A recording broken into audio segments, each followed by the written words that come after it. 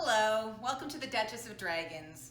I'm Jennifer, and this is my little friend Drake, and I got him from Rocky Mountain Dragons. They're a pretty cool company.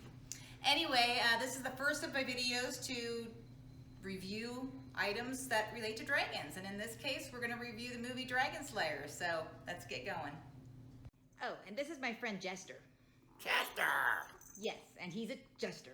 Jester! It's about a sorcerer and his apprentice. No, not those ones. A group of villagers come by and ask him to kill a dragon. The magic guy says, why not? And they're about to take off when this guy shows up. He's a king head soldier or something. He says he wants to make sure that the magic guy has enough power to kill the dragon. So the magic guy gives him a knife and tells him to stab him. Things don't go so well. But then the apprentice. No, not that one. He decides he's gonna kill the dragon. So off he goes with the villagers. So, subplot. The leader of the villagers, or at least the one that does all the talking, is taking a bath when the new magic guy decides to take one as well. So when he jumps in the river, he sees that this boy is really a girl.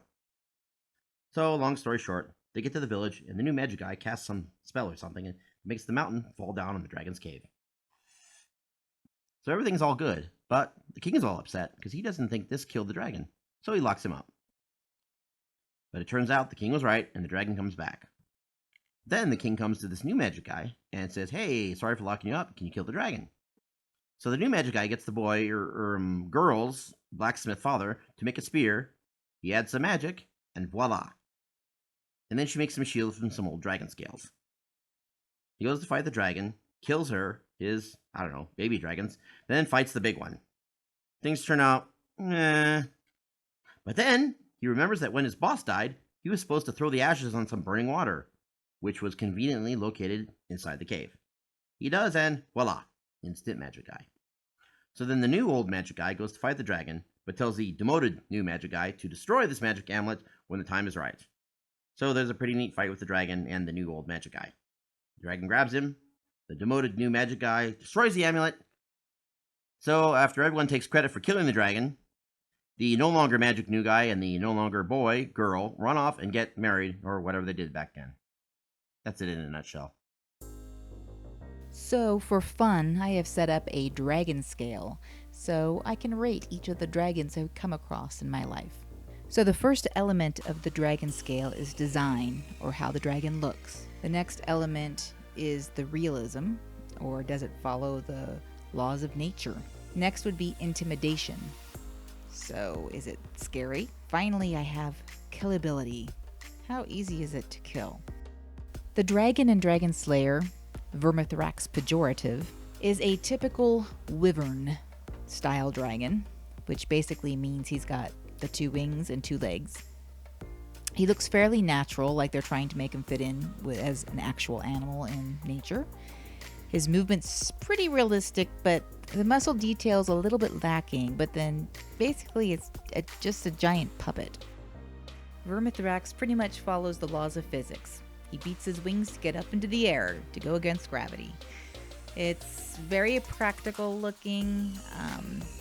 He does kind of move funny on land, but then again, he's a puppet. What's really cool is this was the first use of go motion, which is basically a fancy stop motion that gave it a more realistic motion blur rather than the more stocky stop motion that you might see in something like The Seventh Voyage of Sinbad. Intimidation. He had very slow, purposeful movement. Vermithrax Pejorative towers over everyone else, so that's very intimidating. Though we rarely saw the entire dragon. Most of the time it was just the head and neck or some wings. And when we did finally see the full dragon, it didn't look quite as real. I don't think it was as easy to show the full dragon realistically. Finally, how easy was it to kill? What was its killability rating? Well, Vermithrax Pejorative was a very difficult dragon to kill.